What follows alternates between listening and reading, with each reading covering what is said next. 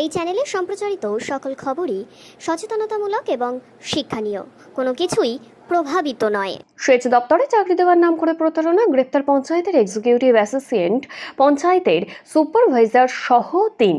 সেচ দপ্তরে চাকরি দেওয়ার নাম করে ১২ লক্ষ টাকা নিয়ে ভুয়ো কাগজপত্র বানিয়ে দিয়েছিল অভিযুক্তরা। পরে দপ্তরে যোগাযোগ করতেই প্রতারিত হয়েছেন বুঝতে পেরে বনগাঁ থানায় অভিযোগ করেন তারা।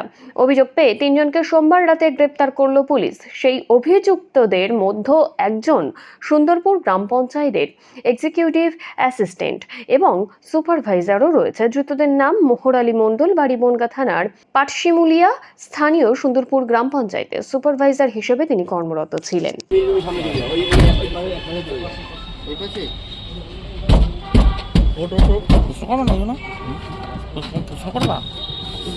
আপনাদের নামে যা অভিযোগ ঠিক কতদিন ধরে এসব করছে? কত টাকা নিয়েছিলেন? কতজনের কাছ থেকে এরকম করেছেন? আপনি বিভিন্ন সময় বিভিন্ন পরিচয় দিয়েছেন।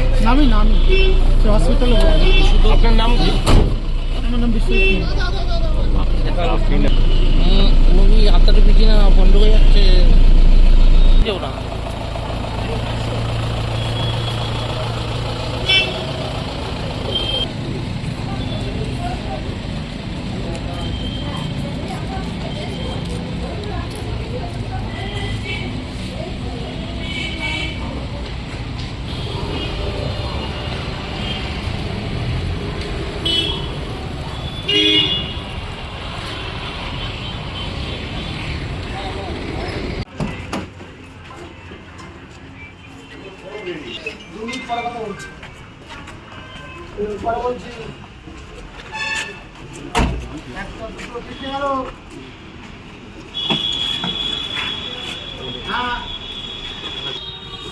আপনাদের নামে যা অভিযোগ ঠিক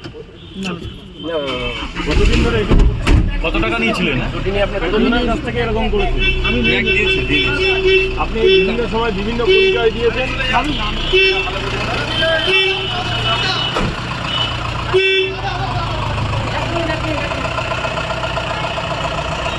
নাম কি? কোথায় কাজ করে উনি? কোন ভিডিও?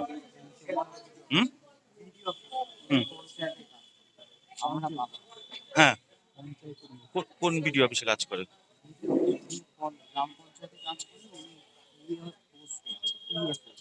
আচ্ছা, এখন পোস্টিং কোথায়?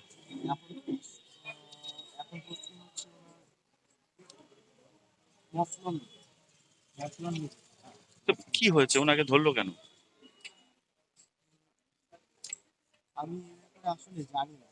এটা অভিযোগ করছে যে চাকরি দেওয়ার নাম করে টাকা পয়সা নিয়েছে। এটা কতটা ঠিক কতটা ভুল কি বলবে?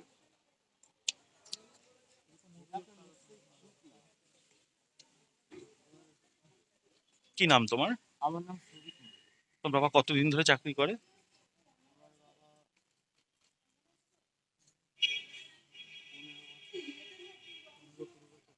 আগে কোথায় পোস্টিং ছিল?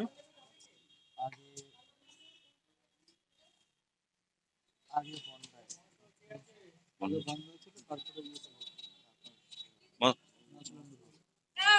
আমি একজন সেচ দপ্তরে চাকরি দেওয়ার নাম করে এরা ৩ জন তার কাছ থেকে ১২ লক্ষ টাকা নিয়েছিল, যেটা প্রাথমিক তদন্তে পুলিশের জানা যাচ্ছে। এবং এর মধ্যে মচলন্দপুর জিপিতে আছে বিশ্বজিৎ মণ্ডল, এ হচ্ছে এক্সিকিউটিভ অ্যাসিস্ট্যান্ট, আর একজন সুপারভাইজার আছে আমাদের সুন্দরপুর জিপি, আর সেখানে সে চাকরি করে। আর সম্রাট চন্দ্র হাবড়া, বাণীপুরে যার বাড়ি।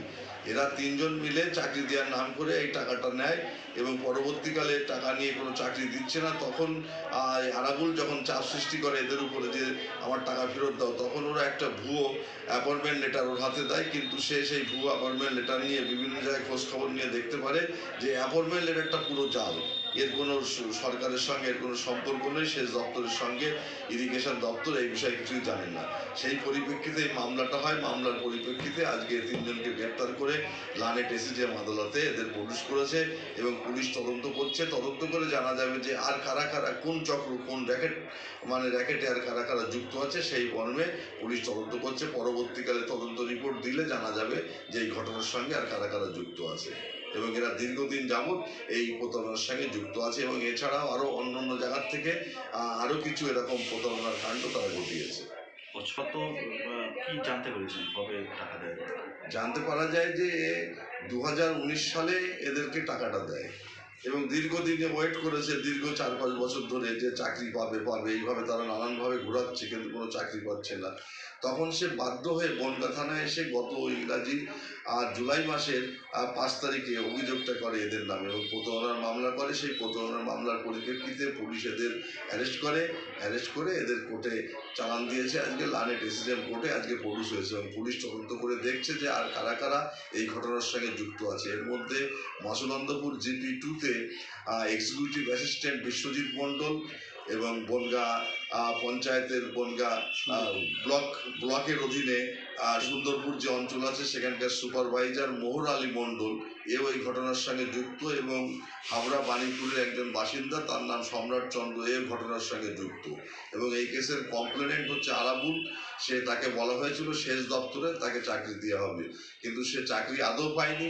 দীর্ঘদিন ধরে সে তাদের পিছনে ঘুরেছে, তারা চাপ সৃষ্টি করাতে মাঝে তার একটা অ্যাপয়েন্টমেন্ট লেটার দেয় কিন্তু সে খোঁজখবর নিয়ে জানতে পারে অ্যাপয়েন্টমেন্ট লেটারটা টোটালি ভুয়ো জাল। সেই পরিপ্রেক্ষিতে বনগাঁ থানার পুলিশ তাদের বিরুদ্ধে প্রতারণার মামলা করে এবং জালিয়াতি মামলা করার পরে আজকে তাদের কোর্টে প্রডিউস করা হয়েছে।